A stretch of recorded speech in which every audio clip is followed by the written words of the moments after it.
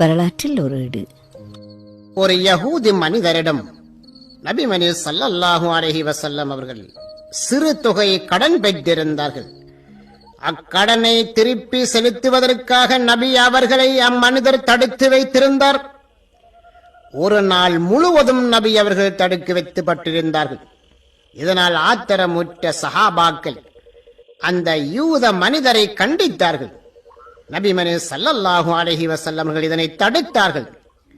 நான் அவருக்கு கொடுக்க வேண்டியது உண்மை, அவரை நீங்கள் அநியாயமாக கண்டிக்கிறீர்கள், இதனை நான் விரும்பவில்லை என்று சொன்னார்கள் நபி அவர்கள்.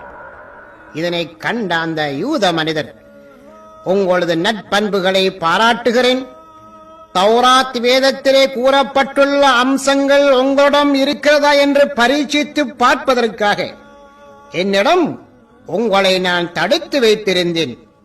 நீங்கள் உண்மையான நபிதான், நீங்கள் எனக்கு தர வேண்டிய பொருளை அரை பாதையிலே தர்மம் செய்து விடுகிறேன் என்று கூறி அம்மனிதர் இஸ்லாத்தை ஏற்றுக்கொண்டார்.